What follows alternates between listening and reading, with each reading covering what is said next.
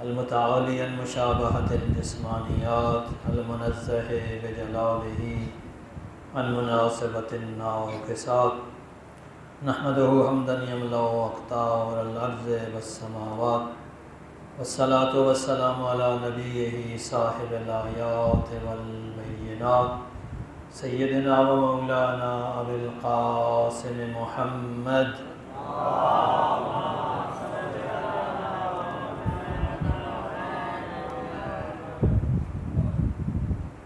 وعلى آلہ الہادین من الشبہ والضلالات الذین ذهب اللہ عنہم الرجس وطہرہم تطہیرا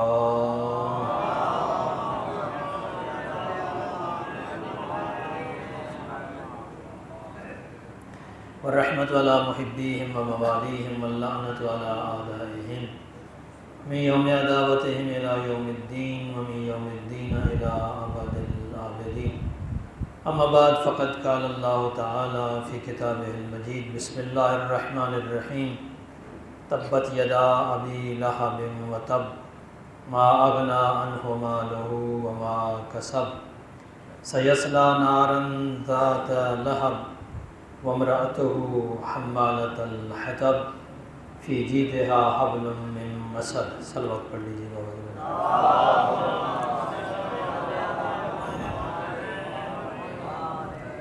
ایک مومنہ مریض ہے، اس کے لیے التماس سے دعا کے لیے کہا گیا ہے. پروردگار عالم بحق محمد و آل محمد جملہ مریض مومنین و مومنات بالخصوص مریضہ مخصوصہ کو شفائے کامل عطا فرما. صلوات پڑھ لیجیے.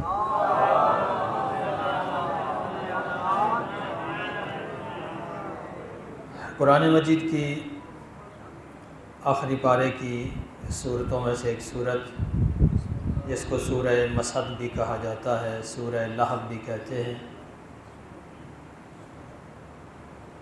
تقریباً تمام قدیم مفسرین کا اس بات پر اتفاق رہا ہے کہ یہ سورہ مکی ہے، اگرچہ دیگر صورتوں کے بارے میں تھوڑا بہت اختلاف رہا ہے مکی اور مدنی ہونے کے، لیکن اس صورت میں بہت کم اختلاف ہے، سوائے متاخرین میں سے ایک دو افراد کے. کسی نے بھی اس کو مدنی نہیں کہا، سب نے اس کو مکی کہا. اس صورت کے نازل ہونے کا پس منظر بیان کرنے سے پہلے میں اس صورت کی آیات کا سرسری ترجمہ کر دوں. بسم اللہ الرحمن الرحیم. تبت یدا ابی لہب وتب. ٹوٹ جائیں ہاتھ ابو لہب کے، برباد ہو جائے ابو لہب. تبت یدا ابی لہب وتب ما اغنی عنہ مالہ وما کسب. جو اس کا مال و دولت ہے، جو اس کی کمائی ہے، وہ اس کو بچا نہیں پائے گی. سیصلی نارا ذات لہب. ان قریب آگ میں جلے گا، شعلوں والی آگ میں. وامرأتہ، اور اس کی زوجہ بھی، حمالۃ الحطب، ایندھن ڈھونے والی ہوگی. فی جیدہا حبل من مسد.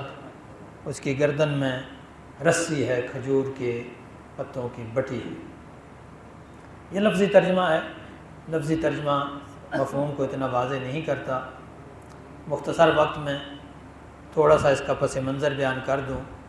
جب اللہ کی طرف سے پیغمبر اکرم کو یہ حکم ہوا کہ تم اپنے قریبی رشتہ داروں کو بلا کر اسلام کی دعوت دو، وانذر عشیرتک الاقربین، تو پیغمبر اکرم نے علیکم السلام اپنے عزیزوں اور رشتہ داروں کو بلا کر دعوت ذوالعشیرہ کا اہتمام کیا، جس سے آپ سب اچھے طریقے سے واقف ہیں. جب پیغمبر اکرم نے خطاب کرنا چاہا تو اس وقت ابو لہب نے پوچھا کہ یہ جس دین کی طرف تم ہمیں بلانا چاہ رہے ہو، اس دین میں میری حیثیت کیا ہوگی؟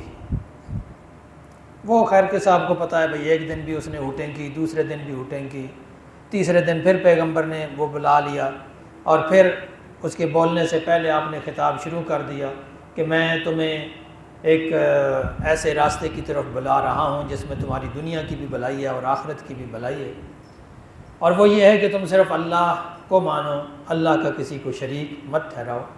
اس وقت ابو لہب نے یہ سوال کر دیا کہ یہ جس دین کی طرف بلا رہے ہو اس میں میری کیا حیثیت ہوگی؟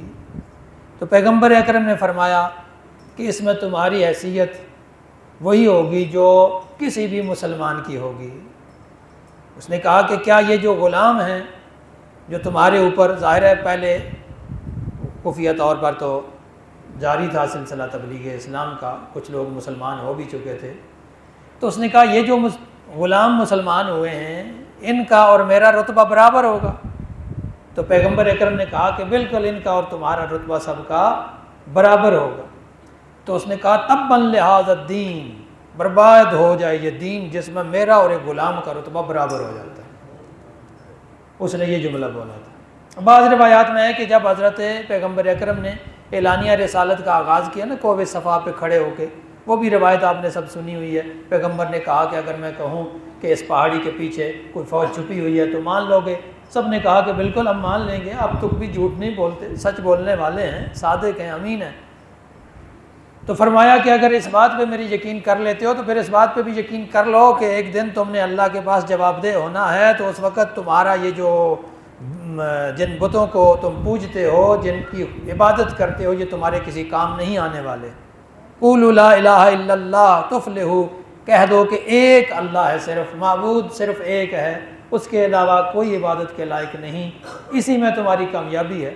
تو وہاں بھی اس نے یہی جملہ بولا تبا لک، یا بعض روایات میں ہے کہ اس نے کہا تبا لک سائر الیوم، ہمیشہ کے لیے تیری بربادی ہو۔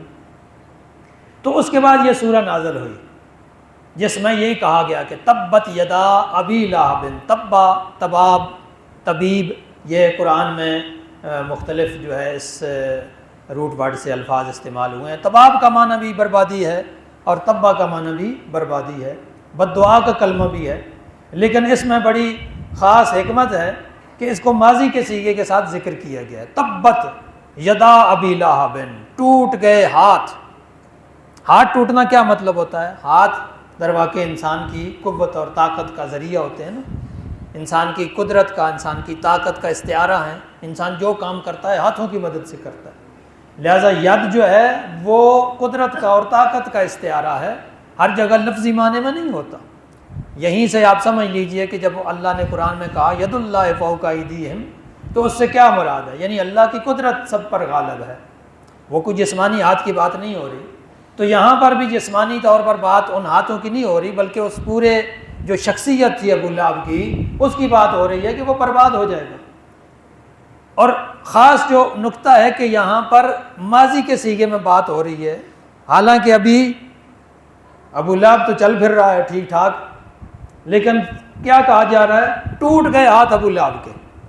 تو جو اساتذہ مفسرین ہیں وہ کہتے ہیں کہ قرآن مجید میں جب بھی کسی بات کا 100% یقینی ہونا بیان کرنا چاہا قرآن نے تو اس کو ماضی کے صیغے میں بیان کیا۔ چنانچہ قیامت کے آنے کو بھی قرآن نے ماضی کے صیغے میں بیان کیا، اقتربت الساعہ، قیامت قریب ہو گئی۔ یہ نہیں کہا کہ قیامت آئے گی، کہا قیامت آ گئی۔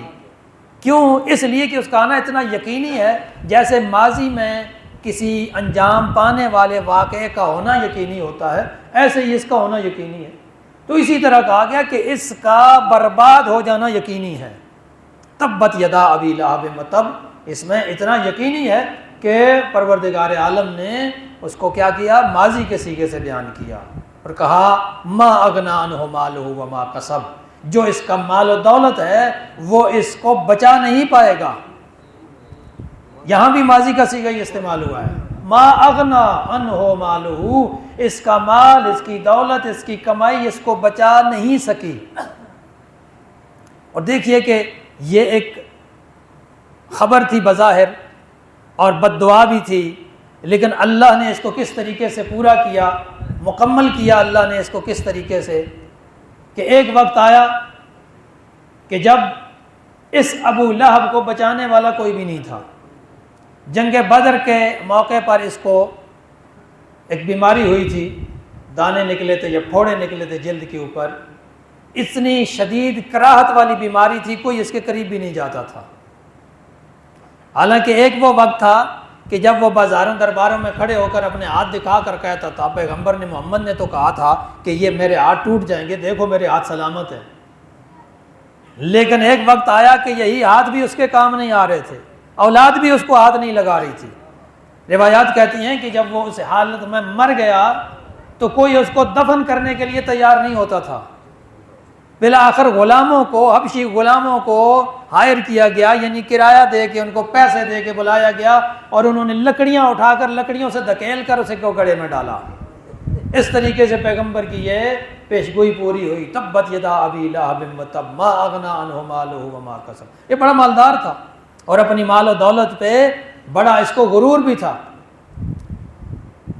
اس لیے کہ ایک تو یہ کہ عرب میں جو تاجر لوگ تھے، ظاہر ہے وہ ان کی دولت دوسروں سے زیادہ بھی تھی، دوسرا جو قریش کے افراد ہوتے تھے ان کے پاس کعبے کے مختلف مناسب تھے، تو جو کعبے پہ اوپر چڑھاوے آتے تھے یا بتوں کے جو چڑھاوے آتے تھے، کعبے میں بھی چونکہ بت ہی نصب تھے، تو بتوں پہ جو چڑھاوے چڑھائے جاتے تھے، جو منتیں لوگ مانتے تھے اور پوری کرنے وہاں پہ آتے تھے، وہ سارے چڑھاوے ایک جگہ خزانے میں رکھے جاتے تھے۔ اس خزانے کی چابی ابو لہب کے پاس تھی، تو کہتے ہیں کہ اس خزانے میں 2 سونے کے ہرن بھی تھے جو اس نے چرا لیے تھے، پتہ نہیں اب اس نے چرائے یا کسی اور نے چرائے، بہرحال نام اس کا ہی لگا۔ تو اس حد تک جو ہے نا اس کے پاس مال و دولت تھا۔ تو جب پیغمبر کی یہ پیشگوئی یا یہ کہیں کہ سورہ جس انداز سے پیغمبر نے تلاوت کی، وہ تو کہتے تھے نا پیغمبر نے کہی ہے، چونکہ وہ تو اس بات کے قائل نہیں تھے کہ یہ اللہ کا کلام ہے، وہ کہتے تھے یہ محمد بول رہا ہے۔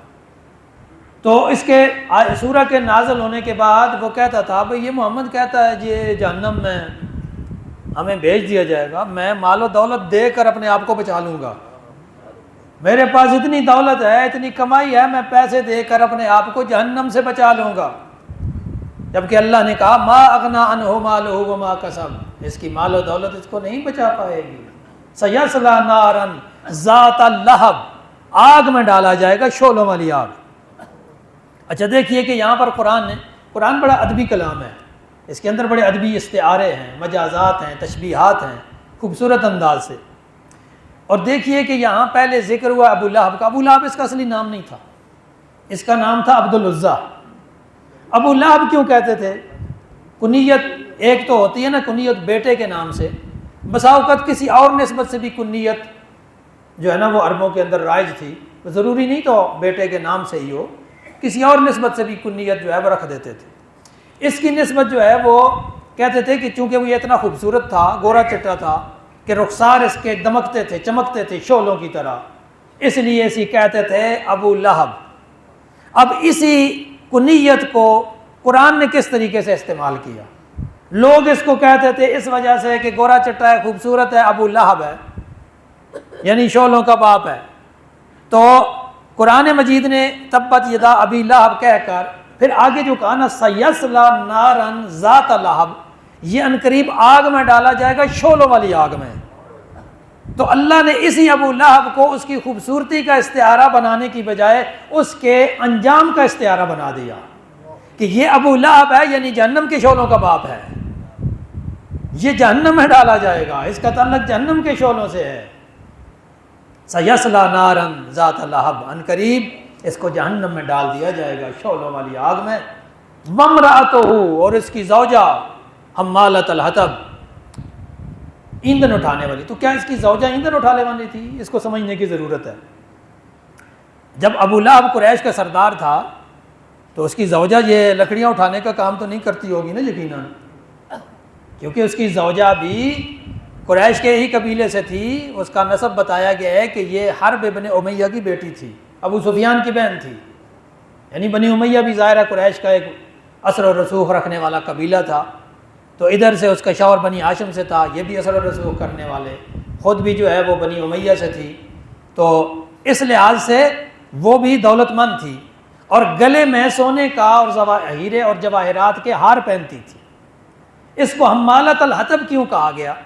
بعض روایات میں اس کی تشریح یہ بیان کی گئی ہے نا کہ یہ کیا کرتی تھی، پیغمبر اکرم کے راستے میں آ کے کانٹے بچھاتی تھی، اور اس نیت سے کہ کسی کو پتہ نہ چلے یہ اس کا کام ہے، اپنی کنیزوں کو نہیں بھیجتی تھی، رات کو جا کر جنگل میں خود لکڑیاں کاٹ کر لے آتی تھی، اور پھر اس کو کیا کرتی تھی حضرت پیغمبر اکرم کے گھر کے راستے میں بچھا دیتی تھی اندھیرے میں، کہ صبح اٹھتے ہی جب یہ گزریں گے راستے میں تو ان کو کانٹے چبھیں گے، تکلیف ہوگی۔ کچھ مفسرین نے یہ بھی لکھا ہے، لیکن یہاں زیادہ جامع یہ ہے قرآن کے اس مزاج کے مطابق اگر تفسیر کی جائے تو وہ زیادہ یوں لگتا ہے کہ قرآن یہاں پر یہ کہنا چاہتا ہے کہ جیسے ابو لہب کو اس کا مال و دولت نہیں بچا پائے گا اور وہ جہنم کی آگ میں ڈال دیا جائے گا، اس جہنم کی آگ کی ایندھن یہی اس کی زوجہ فراہم کرے گی۔ حمالۃ الحطب، حطب چونکہ لکڑیاں ایندھن ہوتی ہیں نا، لکڑی کا استعارہ اس لیے استعمال کیا ہے، لکڑی جلانے کے کام آتی ہے، اس کو بھی جلایا جائے گا، اس کو ایندھن بنایا جائے گا اس آگ کا جس آگ میں ابو لہب جل رہا ہوگا۔ وامرأتہ حمالۃ الحطب، اس کی زوجہ ایندھن اٹھانے والی، وفی جیدہا حبل من مسد، وہ جو گلے میں ہار ہے نا اس کا، وہ ہار اس کے لیے بھی مصیبت بن جائے گا، وہ ہار آگ کا ہار بن جائے گا۔ بعض مفسرین نے یہاں پر یہ لکھا ہے کہ یہاں اس لیے کہا گیا ہے کہ وہ ایک مرتبہ ایسے ہی لکڑیاں باندھ کر لا رہی تھی رسی میں، تو رسی کا ایک سرا اس نے گلے میں باندھا ہوا تھا، یہاں کندھے پہ لٹکا کے پیچھے گھسیٹ کر لا رہی تھی، تو رستے میں اس کو ٹھوکر لگی، ٹھوکر جب لگی ہے تو ایسے گری ہے گڑھے میں کہ وہ رسی اس کی گردن کے گرد لپٹ گئی، اس لیے کہا گیا فی جیدہا حبل من مسد۔ بہرحال یہ ظاہری معنی ہو یا قیامت کے اس آگ کی طرف اشارہ ہو کہ جب اسے جہنم میں ڈالا جائے گا تو جہنم کی آگ اس کی گردن کا ہار بن جائے گی۔ دنیا میں تو یہ فخر کرتی ہے نا کہ یہ جو مال و دولت ہے اتنا زیادہ ہے میرے پاس کہ میں ہار بنا کے پھرتی ہوں دنیا میں، اور آخرت میں یہی اس کے لیے جہنم کا ایندھن بن جائے گا۔ اب دیکھیے کہ اس آیت کے اندر کس طریقے سے صلوات پڑھ لیجیے۔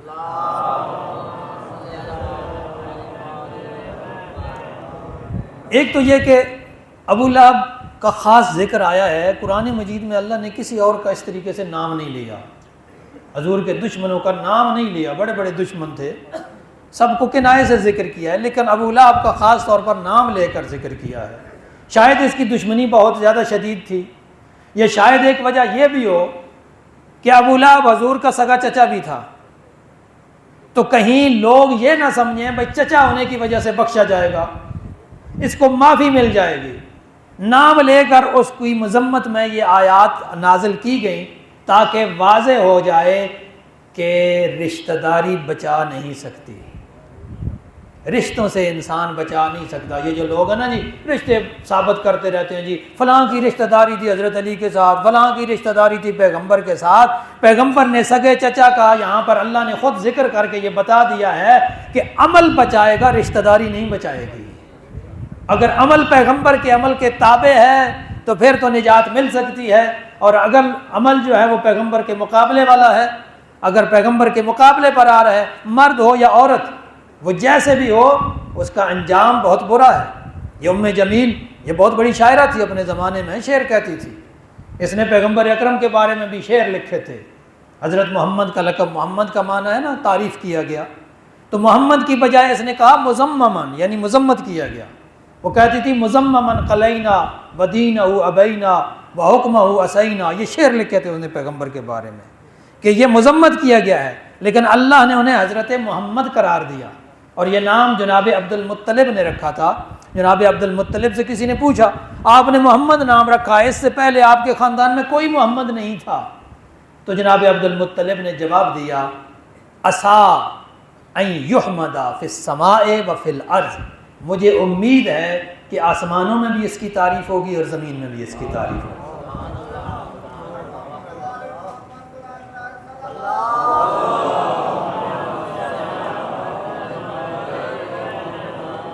تو اس نے تو اپنی طرف سے مذمت کرنے کی کوشش کی۔ بعض روایات میں یہ بھی ملتا ہے کہ ایک دفعہ وہ پتھر اٹھا کے لے آئی تھی، حضور کعبے میں بیٹھے تھے، آپ کے ساتھ خلیفہ اول بھی بیٹھے تھے، تو اس نے کہا کہ میں اب اس پتھر سے جا کے محمد مصطفیٰ کا سر پھوڑوں گی، تو خلیفہ جو بیٹھے تھے حضور کے ساتھ انہوں نے کہا یہ آ رہی ہے بڑے خطرناک موڈ میں اور اس کے ہاتھ میں پتھر بھی ہے۔